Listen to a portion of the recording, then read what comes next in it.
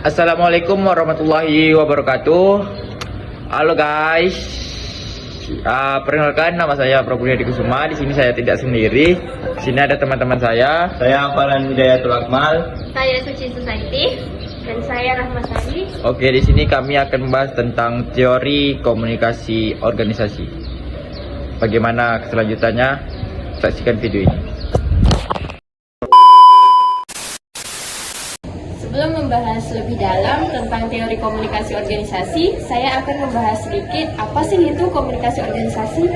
Jadi, komunikasi organisasi ini ialah sebuah pengirim atau pertukaran informasi dalam suatu organisasi sehingga dapat membentuk arus informasi. Selanjutnya, kami akan membahas tentang teori komunikasi organisasi. Jadi yang pertama yaitu teori struktural klasik.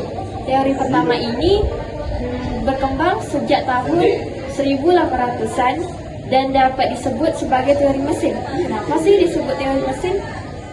Karena di dalam teori ini menjelaskan bahwa organisasi itu digambarkan sebagai sebuah lembaga yang sentral akan tugas-tugasnya serta memberikan petunjuk mekanisme strukturalnya yang bersifat kaku, monoton, dan inovatif.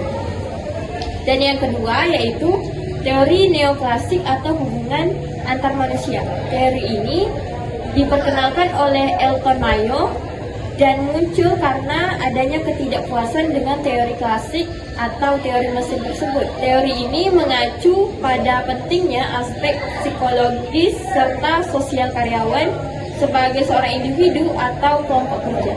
Selanjutnya yaitu teori fusi. Teori fusi adalah teori yang mempengaruhi antara organisasi dan individu. Teori ini dikemukakan oleh Beck dan Egri. Beck berpendapat bahwa teori mempengaruhi individu dan sebaliknya. Ia menyarankan proses individu untuk mengatasi masalah dalam memuaskan minat manusia yang berbeda-beda. Egri juga berpendapat melanjutkan pemikiran Beck dengan menyatakan bahwa ada ketidaksesuaian dengan antara kebutuhan pegawai dengan persyaratan formal organisasi.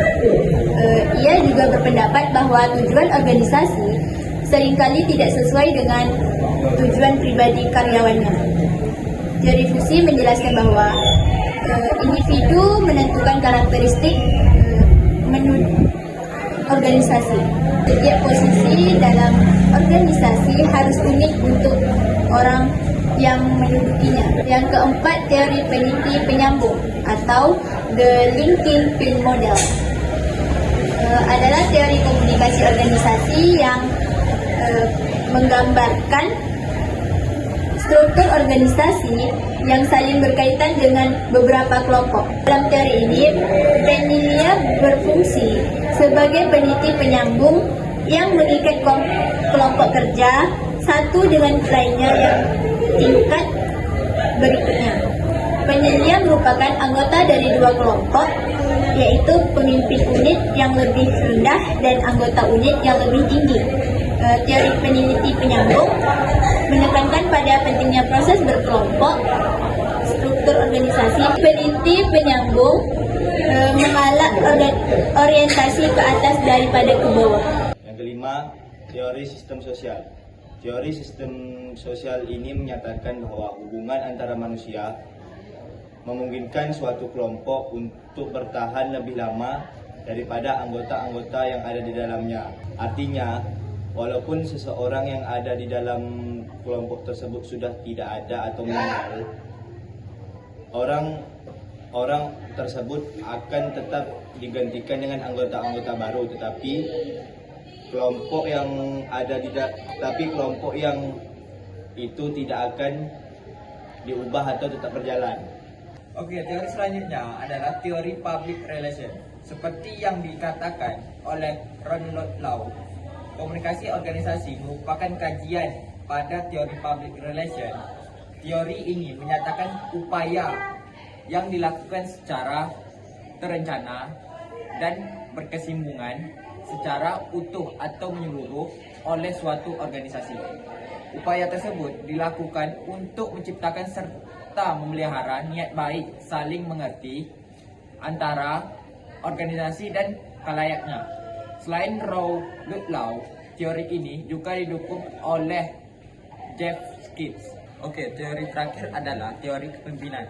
Teori ini menyebutkan bahwa pimpinan suatu organisasi maupun kelompok merupakan sosok yang penting untuk membantu anggota memenuhi kebutuhan serta mencapai tujuan kelompok atau organisasi secara bersama. Harsey telah memformulasikan 4 tugas pimpinan. Yang pertama, telling maupun memberi informasi secara lugas. Yang kedua, selling, mampu memberi petunjuk. Yang keempat, participating maupun mengajak kerjasama yang baik. Yang keempat, delegating maupun mengambil keputusan.